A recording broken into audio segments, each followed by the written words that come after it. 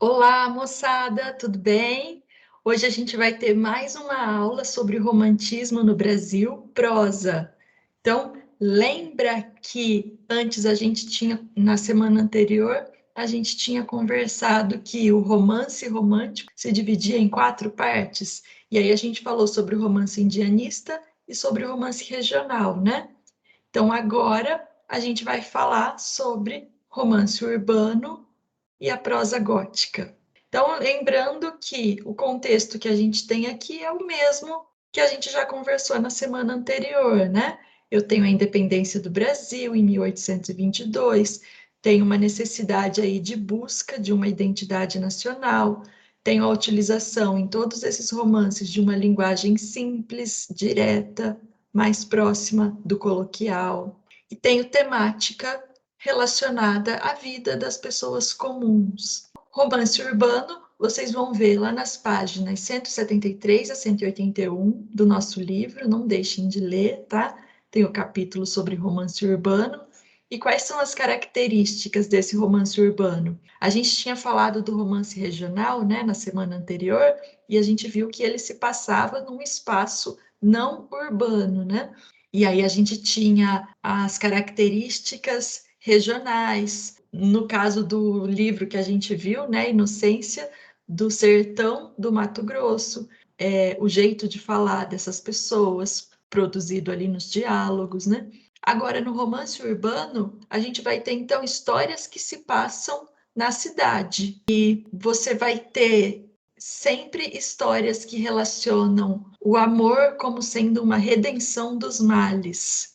Vamos ter intrigas amorosas, chantagens, amores impossíveis, peripécias. A gente vai ter na temática, né, desses romances urbanos problemas e valores comuns à vida urbana, principalmente da burguesia. Então, a burguesia é a classe social que vai se sentir mais representada lendo esses romances, né? Vou destacar aqui para vocês, primeiro, o Joaquim Manuel de Macedo. Vou destacar um romance do Joaquim Manuel de Macedo chamado A Moreninha. A Moreninha é um romance muito legal, indico muito que vocês leiam, né? Que peguem lá no site Domínio Público, o PDF, e leiam se quiserem. É bem legal mesmo. Que características a gente vai encontrar? Comicidade, namoro difícil, né? No caso da Moreninha, namoro impossível em outros romances do Joaquim Manuel de Macedo. A gente vai encontrar a dúvida entre o dever e o desejo, o que eu devo fazer pelo compromisso que eu fiz no passado e o que eu desejo fazer. A gente vai ter a revelação surpreendente de identidade, brincadeiras estudantis. Depois da Moreninha, o Joaquim Manuel de Macedo escreveu inúmeros romances, todos com esses elementos, né, que eu acabei de citar aqui, que estão aí nos slides, e usou sempre a linguagem coloquial. Então, nesse livro A Moreninha, a gente vai ter esse namoro que eles pensavam que era impossível, mas que depois acabou sendo possível no final, entre a Moreninha, que é a Carolina, e o Augusto. O que acontece? Eles se conhecem quando eles eram crianças e eles se casam. E eles trocam um presentinho, né? Ele dá um presentinho para ela e ela dá um presentinho para ele. Mas depois eles nunca mais se encontram. E aí, muitos anos depois, eles se encontram novamente, já adolescentes, mas eles não se reconhecem. E eles se apaixonam novamente. Só que eles não podem ficar juntos.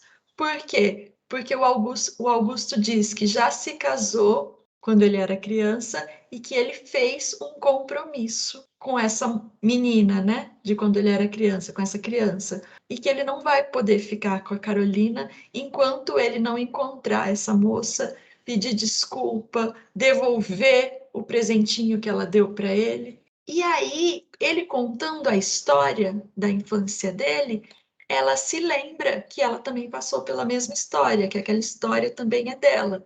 Então ela dá uma trollada nele, fala que ele vai ter que encontrar essa outra moça para poder terminar com ela, para então ficar com a Carolina, né? E ela dá para ele a pedrinha, falando: Ó, essa pedrinha vai te ajudar a encontrar aquela menina. E quando ele abre, a embalagenzinha, né, e vê a pedrinha dentro, ele vê que é aquela pedrinha que ele tinha dado quando ele se casou com a menina muitos anos atrás. Ele descobre que ela então é a sua mulher, né, a mulher que se casou com ele desde criança, e aí eles ficam juntos e felizes, né? Essa é a história da Moreninha. Muito legal, indico, leiam. Vou destacar, ainda no romance urbano, outro autor, que é o Manuel Antônio de Almeida, que escreveu uma única obra e que foi um sucesso, né? Tanto na época como até hoje, que se chama Memórias de um Sargento de Milícias. Essa obra, diferente de todas as outras que eu citei aqui, né, que o Joaquim Manuel de Macedo escreveu, essa obra, Memórias de um Sargento de Milícias, ela não é centrada na vida e nos costumes da burguesia, né?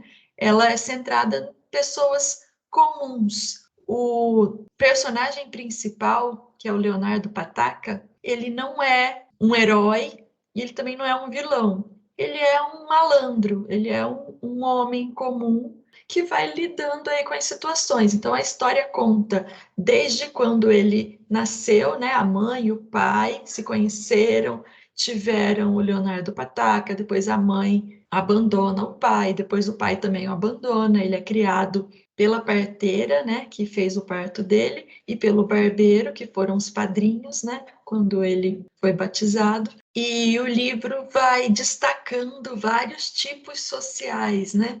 O delegado, o soldado, o vagabundo, o Leonardo Pataca, que é o malandro, né? A parteira, o barbeiro. Então, a gente tem tipos sociais, os personagens não têm aprofundamento psicológico, né? Assim como os do Joaquim Manuel de Macedo também não tem, né? A gente chama isso de personagens planas. E a gente vai ver que aqui, no Memórias de um Sargento de Milícias, a gente não vai ter aquela idealização romântica, a idealização do amor, da mulher, da natureza. Não, a gente vai ter situações mais próximas mesmo do real. E por isso, esse romance já faz parte de uma transição do romantismo para a próxima escola literária, que vai ser o realismo, né? Então, eu tenho algumas características românticas e algumas características já realistas, né? Como essa principal, de não haver idealização, de eu ter personagens que são figuras comuns da sociedade, né? De eu ter um protagonista malandro. Aí eu vou destacar agora o José de Alencar, que é um autor que a gente já conversou na semana anterior, né? Ele escreveu romance regional, ele escreveu romance indianista, né? A gente falou um pouquinho sobre Iracema e outras obras, né, do José de Alencar. Agora eu vou citar Senhora, que é um romance urbano escrito pelo José de Alencar e que está também nessa transição já para o realismo, né? Então vai ter já um pouquinho aqui de crítica, né, ao funcionamento da sociedade. Então você vai ter casamento por interesse, independência feminina, ascensão social a qualquer preço.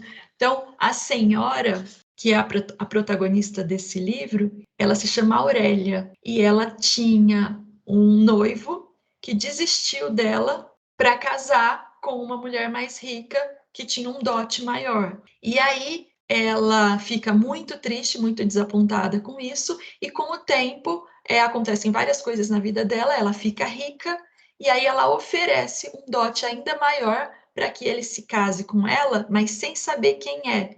Ele escolhe se casar com ela só pelo dote, sem saber nem quem é. E ele descobre que é ela no dia do casamento.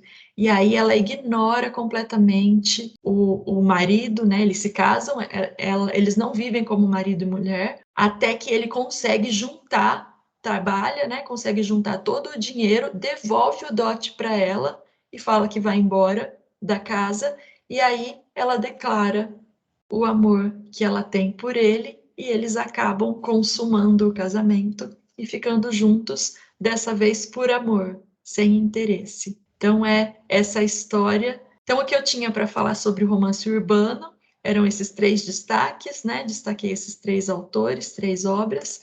Agora a gente vai passar para a prosa gótica, que é o nosso segundo tópico de hoje. A prosa gótica, ela está muito relacionada ao que a gente estudou sobre a segunda geração da poesia romântica, né? Tem a coisa do pessimismo, do mal do século, sonho, loucura, vício, mistério, morte, necrofilia. Necrofilia é sexo com mortos, né? Degradação. Você vai ter, então, histórias de mistério e terror. Eu vou destacar um autor, que é o Álvares de Azevedo, que ele estava entre os autores que a gente destacou na segunda fase do romantismo poesia, né? Então, ele escreveu Noite na Taverna, que é uma espécie de coletânea de contos, mas com um fio narrativo que une todas as histórias. Então, acaba sendo um romance, né? Então, é contos aí entre aspas. Por que eu digo contos? Porque a história é assim. No primeiro capítulo, o livro contextualiza ali a situação. Você tem vários amigos bêbados bebendo e conversando numa taverna, como se fosse um bar de antigamente, né? E aí cada um vai contar uma história que aconteceu consigo mesmo. Então, os próximos capítulos do livro vão ter o nome do narrador de cada capítulo. Então, um amigo vai contar uma história, o outro amigo vai contar uma história, sempre em primeira pessoa. E essas histórias vão ter um desfecho comum lá no final, né? Vai ter uma moça que estava em uma das histórias, ela vai entrar na taverna e vai ter ali uma finalização dessa história, né? Para entender todo esse fio narrativo. Quem quiser também pode ler esse livro, fica aí a indicação. Então, a gente vai ter na prosa gótica, e também nesse livro, Noite na Taverna, amor, morte, vícios, crimes. Então, temos a presença desses vários narradores, que são os amigos, né, que estão ali conversando na taverna. Temos sempre o pessimismo diante da vida, né? É isso, pessoal. Essa é a referência de onde eu retirei as informações dessa aula. Façam os exercícios, leiam, por favor, todos os excertos do livro, mesmo os que eu não estou cobrando lá nos exercícios, tá? Vocês vão gostar e os excertos ajudam a entender melhor o conteúdo, tá? A ter esse contato com o texto literário daquela época. Um beijo, estou à disposição para dúvidas, apareçam. Até mais. Tchau, tchau.